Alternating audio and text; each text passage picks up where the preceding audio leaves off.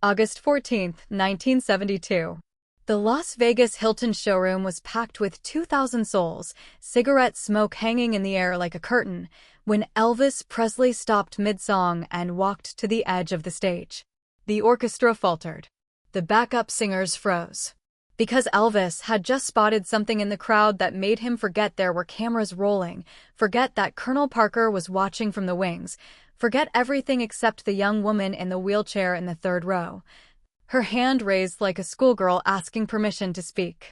He knelt down at the stage's edge, his white jumpsuit catching the spotlight, and leaned toward her.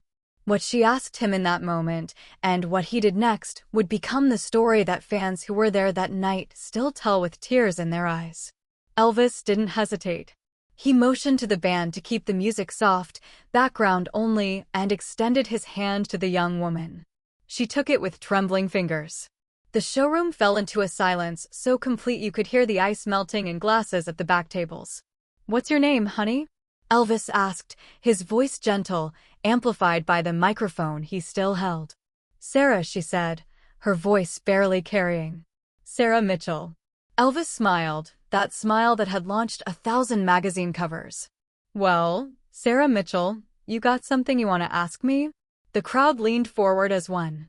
2,000 people holding their breath.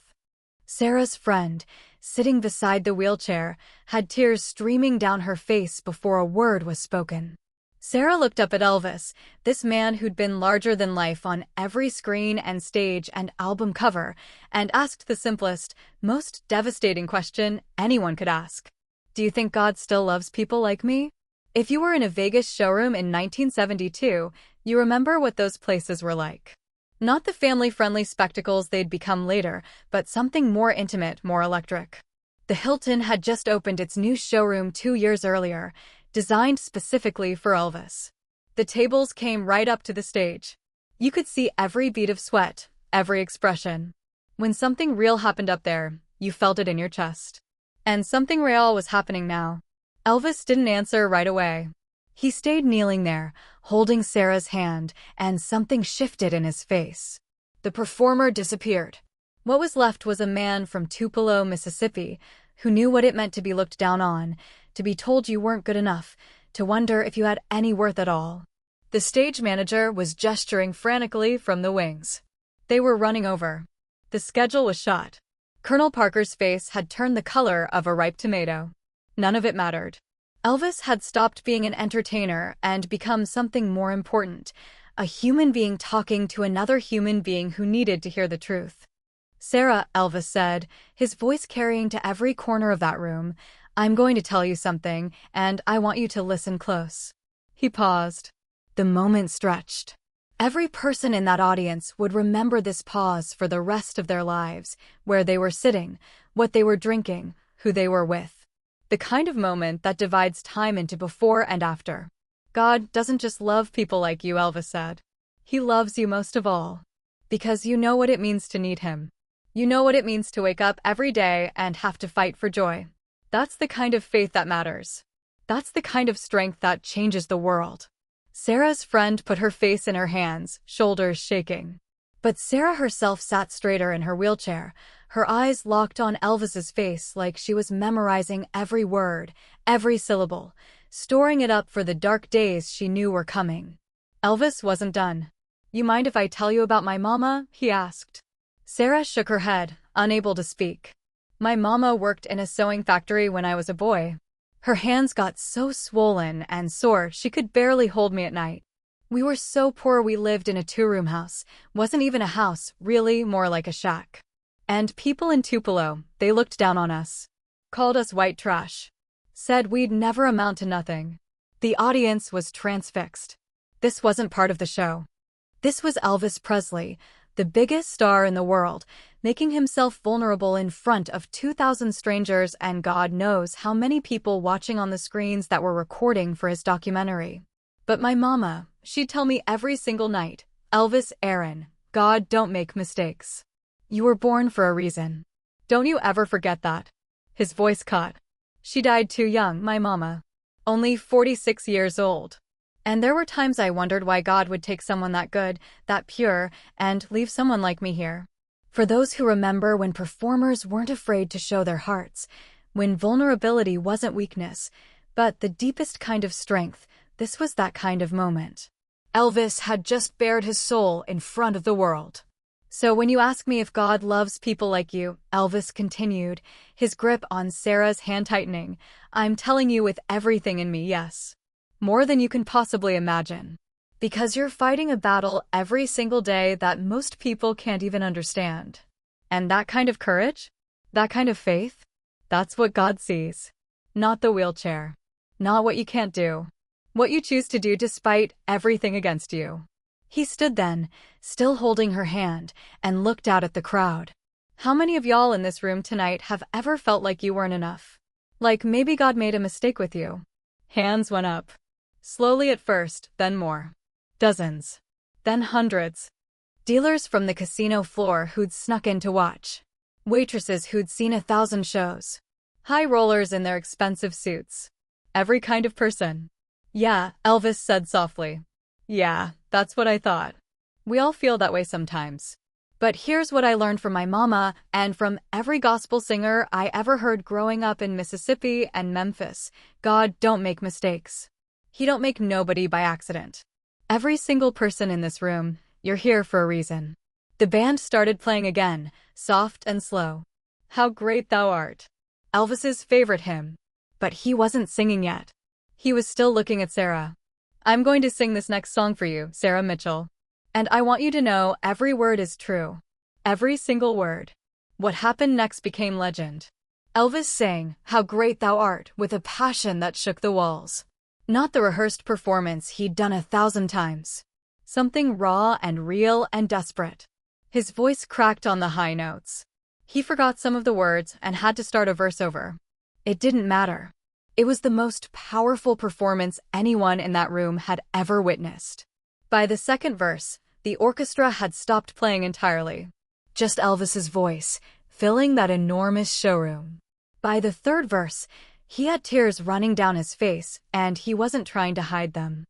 And by the final verse, 2,000 people were standing, many of them crying, all of them understanding they were witnessing something they'd tell their grandchildren about. When the song ended, the silence lasted a full 10 seconds before the applause started. Not the screaming, frantic applause of his concerts in the 50s and 60s. Something different. Reverent. Like what you'd hear in a church after a particularly moving sermon. Elvis wiped his eyes with the back of his hand, smearing his stage makeup, not caring. He walked back to the edge of the stage and knelt down again by Sarah's wheelchair. You keep fighting, you hear me? He said, quiet now, just for her, but the microphone caught it anyway. You keep getting up every morning and facing the world. Because the world needs people like you. People who know what real strength looks like. Sarah nodded, tears streaming down her face. Thank you, she whispered. You'll never know what this means. But Elvis did know. That was the thing people didn't understand about him. For all his fame and fortune, for all the mansions and cars and screaming fans, Elvis Presley never forgot what it felt like to be small. To be looked down on. To wonder if you mattered. He gave Sarah's hand one final squeeze, then stood and turned to his band. Let's give them a show they won't forget, he said, and the energy in the room shifted again. The intimate, sacred moment expanded into celebration. Elvis launched into Suspicious Minds with more fire than he'd had in months, and the crowd lost their minds. But something had changed. Everyone felt it. The performance that followed wasn't just entertainment, it was testimony. Every song became a statement of faith, of resilience, of refusing to give up no matter what life threw at you. In the years that followed, people who were in that showroom that night would swear they felt something shift in the universe.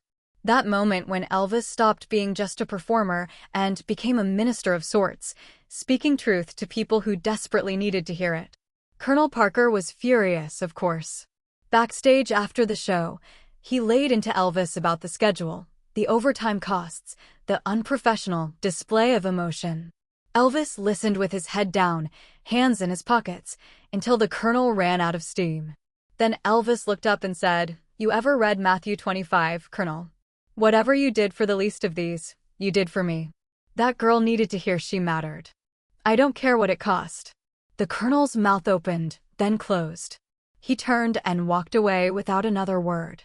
Back when Vegas meant something more than slot machines and buffets, when the showrooms hosted real moments between performers and audiences, this was the kind of magic that could happen.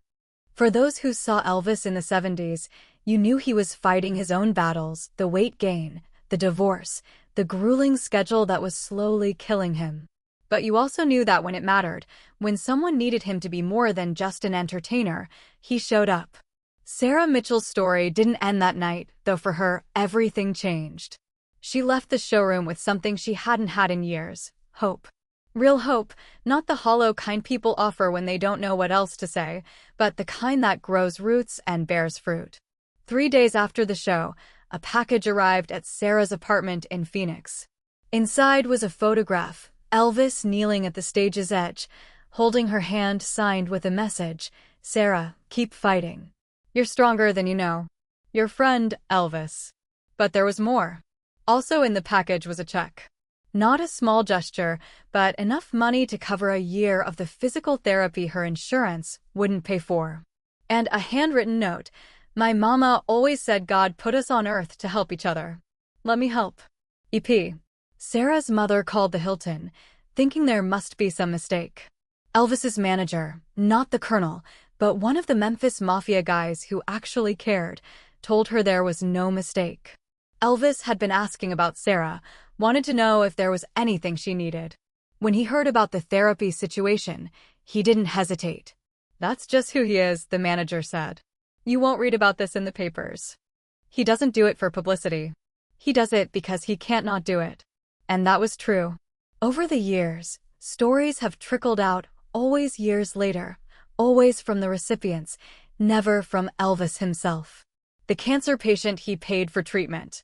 The family who lost their home in a fire and found themselves in a new house, courtesy of an anonymous donor who everyone knew was Elvis. The elderly couple whose medical bills mysteriously disappeared. The struggling musician who found an envelope with $5,000 and a note: "Keep making music. The world needs what you have to give." In a time when charity meant something different, when helping others wasn't about tax write-offs or social media posts, but about one human being seeing another human being in need and doing something about it, Elvis understood that better than most. But back to that night in August 1972. After the show ended and the crowd filed out, after Elvis had changed out of his jumpsuit and wiped off the stage makeup, he sat alone in his dressing room for a long time. One of the Memphis Mafia guys, Red West, checked on him. "You okay, boss?" Elvis looked up. His eyes were red. "You think I helped her, Red? Or did I just give her false hope?" Red sat down across from him. "I think you told her the truth. That's more than most people get in this world." "My mama used to say everyone's fighting a battle you can't see," Elvis said quietly. "I forget that sometimes. Get caught up in the shows, the schedule, all of it. And then something like tonight happens, and I remember why I wanted to sing in the first place." "Why's that?" "To make people feel less alone." That was Elvis Presley. Not the caricature, not the Vegas joke he'd become in some people's minds by the end. But the man underneath it all, someone who remembered where he came from and never quite believed he deserved to be where he ended up. For those who grew up listening to gospel music on Sunday mornings, who understood that real faith meant action and not just words, Elvis made sense in a way that confused the critics. They saw the jumpsuits and the karate moves and the sometimes bloated performances, and they missed the heart underneath. But the fans knew. The people who came to those Vegas shows night after night knew they were watching someone who genuinely cared. Sarah Mitchell's physical therapist later said the change in Sarah after that night was remarkable. Not in her physical condition, that took time and the therapy Elvis's money had paid for, but in her spirit. She came to sessions with determination instead of resignation. She pushed herself harder. She believed, maybe for the first time since the accident that had put her in that wheelchair, that her life still had meaning. Whatever Elvis said to her that night, the therapist told a reporter years later, it reached something deep. "I've worked with hundreds of patients. The ones who get better are the ones who believe they're worth the effort." Sarah started believing that night. Within 2 years, Sarah had regained enough function to walk short distances with braces. She went back to school, became a counselor for other people with disabilities. And in her office, on the wall where clients could see it, hung that photograph, Elvis kneeling at the stage's edge, holding her hand with his message, "You're stronger than you know." She'd tell people about that night for the rest of her life. Not bragging, but testifying. Bearing witness to the moment when one person's compassion changed everything. When someone famous enough to ignore her instead saw her. Really saw her. And cared. There were other moments like this scattered throughout Elvis's career. The time in Memphis when he stopped his motorcade because he saw a group of kids from the children's hospital watching from the sidewalk and spent an hour with them, missing a meeting that made the colonel apoplectic. The time in Hawaii when he heard about a family who couldn't afford their daughter's medical treatment and showed up at the hospital personally with a check. The countless times he stayed after shows signing autographs until everyone who wanted one got one, even if it meant not sleeping before the next day's show. He ran himself into the ground doing that, one of the Memphis Mafia members said years later. The colonel would tell him to stop, that he needed rest, that he couldn't save everyone. And Elvis would say, maybe not. But I can help this one person today. That's enough. Maybe that's why Elvis's death in 1977 hit so hard for so many people. It wasn't just losing an entertainer. It was losing someone who made you believe that famous people could still be decent. That success didn't have to mean forgetting where you came from. That one person really could make a difference. The memorial services were held at Graceland, with thousands of mourners lining the streets. Among them was a young woman in a wheelchair, holding a photograph. Sarah Mitchell had driven from Phoenix to Memphis to say goodbye to the man who had given her life back to her. A reporter noticed her and asked if she'd known Elvis personally. "He knew me," Sarah said simply. That was enough. That night in 1972 was recorded, of course. Cameras had been rolling for a documentary. But the film that captured Elvis's conversation with Sarah was never released. Some say the colonel suppressed it, thinking it made Elvis look too vulnerable, too emotional. Others say Elvis himself requested it be kept private, that some moments were too sacred to be consumed as entertainment. Either way, the only record that remains is in the memories of the 2,000 people who were there. And they've kept that memory alive, told and retold it at family gatherings and Elvis fan conventions and quiet moments when someone needed to hear that compassion still existed in the world. Because that's what that moment was really about. Not about Elvis being a hero or a saint. He'd have been the first to say he was neither. But about what happens when someone with power chooses to see someone without it. When someone with every reason to stay distant and protected instead makes themselves vulnerable. When someone takes the time to answer an honest question with an honest answer, even if it costs them something. In those days before cell phone cameras, before social media, before every moment was documented and shared and analyzed to death, moments like this could still happen. Raw, real, sacred. Just two people connecting as humans, with 2,000 witnesses blessed to see it happen. If you lived through the Elvis era, from those early days when he shocked the establishment to those final Vegas years when he was fighting battles nobody fully understood, you knew there was something special about him. Something that transcended the music and the movies and the mythology. Something fundamentally decent. That's what Sarah Mitchell saw when she asked her question. That's what Elvis gave her when he answered. And that's what everyone in that showroom felt in that eternal moment when the show stopped and something more important took its place. The world moves faster now. Performers are more polished, more professional, more careful. That's probably necessary in an age when every word is recorded and every gesture analyzed. But something was lost too. That possibility of spontaneous grace. Of setting aside the schedule and the plan and the professional distance to simply be present with another human being who needs you. Elvis was far from perfect. History has made that abundantly clear. He made mistakes, hurt people he loved, struggled with demons that eventually destroyed him. But in that moment, kneeling at the stage's edge, holding a stranger's hand, answering an impossible question with profound honesty, he was exactly what he needed to be. What Sarah Mitchell needed him to be. What everyone in that room needed to see was possible. Do you think God still loves people like me? 5 decades later, Sarah Mitchell's question still resonates. Because it's everyone's question, really. We all wonder if we're enough. If our struggles have meaning. If anyone sees us, really sees us, beyond what we can't do to what we're fighting to become. And Elvis's answer still resonates too. Not because he was wise or trained or perfect, but because he spoke from a place of shared pain. From understanding what it meant to be looked down on. From his mama's faith and gospel music and the bone-deep knowledge that we're all fighting battles nobody else can see. God doesn't just love people like you. He loves you most of all. That's what Sarah Mitchell took with her from the Las Vegas Hilton that August night in 1972. Not an autograph or a photograph, though she got those too, but a truth that sustained her through decades of challenges and triumphs. A moment of grace that proved, beyond doubt, that she mattered. That her life had meaning. That she was seen. And that's what 2,000 other people took with them too. The memory of watching someone powerful choose kindness. Someone famous choose vulnerability. Someone who could have ignored the question instead honored it with the most honest answer he could give. Those were different times, yes. But maybe not as different as we think. People still need to know they matter. Still need to be seen. Still need someone to kneel down and hold their hand and tell them the truth with compassion and grace. Elvis Presley did that.